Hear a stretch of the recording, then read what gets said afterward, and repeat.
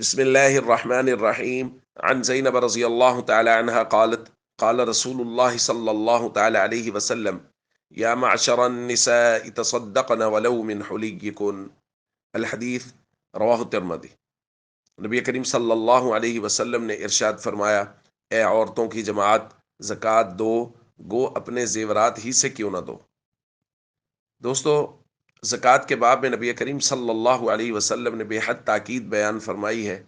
یہاں تک کہ خواتین کو الگ سے خطبہ ارشاد فرمایا، اور چونکہ عموماً خواتین کے پاس زیورات ہوتے ہیں اور طبعاً ان کو زیورات سے محبت ہوتی ہے، اس لیے زیورات کو باقاعدہ مینشن کر کے فرمایا کہ ان کو بیچ کے ان کی زکوٰۃ دینی پڑے پھر بھی زکوٰۃ دو۔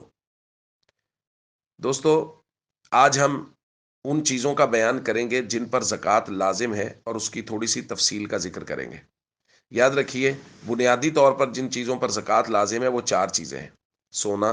چاندی، مال تجارت اور نقدی۔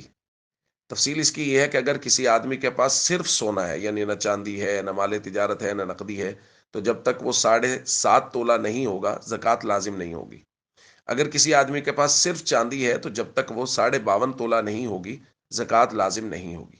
رہا مال تجارت اور نقدی، تو اس کے لیے معیار قرار دیا گیا ہے 52.5 تولہ چاندی کی قیمت کو، یعنی اگر مال تجارت 52.5 تولہ چاندی کی قیمت کو پہنچ جائے، یا نقدی جو اپنے پاس موجود ہے وہ 52.5 تولہ چاندی کی قیمت کو پہنچ جائے، تو زکوٰۃ ہے، وگرنہ زکوٰۃ نہیں ہے۔ آج کی تاریخ میں جب یہ درس ریکارڈ کیا جا رہا ہے، 52.5 تولہ چاندی کی قیمت تقریباً 1,36,000 روپے بن رہی ہے۔ یعنی کسی کے پاس 1,36,000 روپے کا مال دکان میں پڑا ہوا ہے، یا اس نے کوئی پلاٹ بیچنے کے لیے لیا ہوا ہے، وہ اس سے زیادہ قیمت کا ہے، کوئی جانور بیچنے کے لیے لیا ہوا ہے، وہ اس سے زیادہ قیمت کا ہے، کوئی شیئرز خریدے ہوئے ہیں، وہ اس سے زیادہ قیمت کے، یا کسی جگہ کوئی چھوٹی سی دکان بنائی ہوئی ہے، کوئی چھوٹی موٹی انویسٹمنٹ کسی کو دیا ہوا ہے مال کہ یہ میرا مال ساتھ ڈال لو اور مجھے نفع دیتے رہنا، جو بھی وہ شرعی اصولوں کے مطابق، تو ان ساری صورتوں میں زکوٰۃ لازم ہوگی کہ یہ مال تجارت 52.5 تولہ چاندی کی قیمت سے زیادہ ہو گیا ہے۔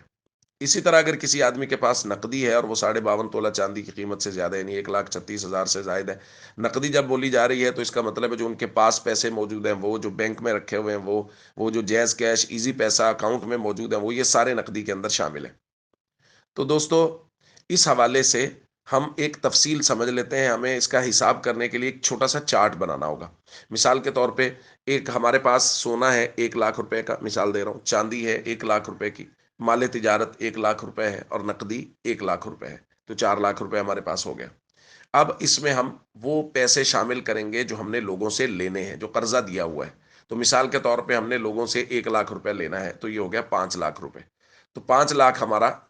زکوٰۃ کا کل مال بنا ہے۔ تو اس میں سے ہم نے صرف وہ پیسے نکالنے ہیں جو ہم نے لوگوں کے دینے ہیں، یعنی جو قرضہ لوگوں کا واپس کرنا ہے وہ اس میں سے نکال دیں گے۔ مثال کے طور پہ وہ 2,00,000 روپے ہے، تو 5 میں سے 2 ہم نے نکال دیا، تو اب 3,00,000 روپے بچ گیا، اور 3,00,000 کی ہم زکوٰۃ ادا کریں گے۔